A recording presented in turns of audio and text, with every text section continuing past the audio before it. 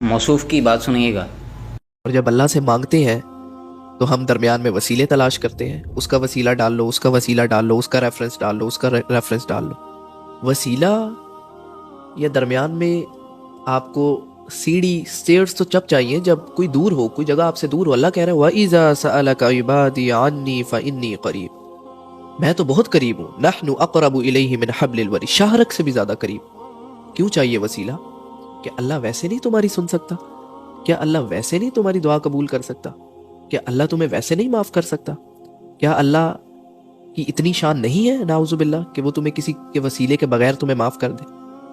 کہہ رہے ہیں کہ کسی سے وسیلہ مانگنا یہ جائز نہیں ہے، حالانکہ قرآن سے حوالہ بھی دیتے ہیں۔ میں آپ کو یہ بتاتا ہوں کہ یہ آیت مبارکہ جو پڑھی گئی ہے یہ کس زمرے میں نازل ہوئی تھی۔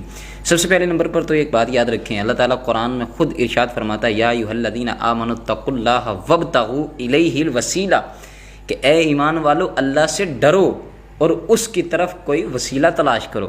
اور دوسرے نمبر پر اللہ تعالیٰ دیکھیں قرآن میں ارشاد فرماتا ہے وَلَوْ أَنَّهُمْ إِذ ظَّلَمُوا أَنفُسَهُمْ جَاءُوكَ فَاسْتَغْفَرُوا اللَّهَ وَاسْتَغْفَرَ لَهُمُ الرَّسُولُ لَوَجَدُوا اللَّهَ تَوَّابًا رَحِيمًا۔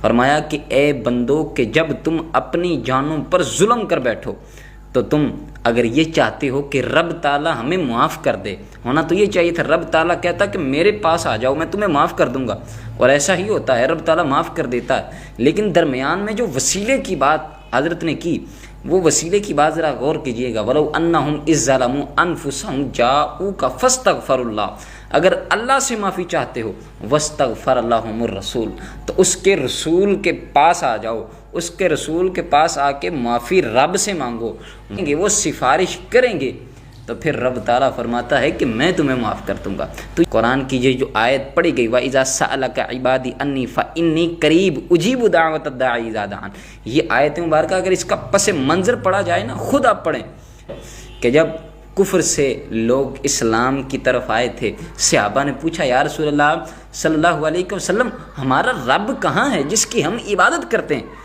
تو اللہ تعالیٰ کے حبیب صلی اللہ علیہ وسلم نے ارشاد فرمایا وَإِذَا سَأَلَكَ عِبَادِي عَنِّي فَإِنِّي قَرِيبٌ، وہ تم سے سوال کرتے ہیں کہ ہمارا جس کی ہم عبادت کرتے ہیں وہ کہاں ہے، تو فَإِنِّي قَرِيبٌ، تم کہہ دو محبوب میں تو تمہارے بڑے ہی قریب ہوں۔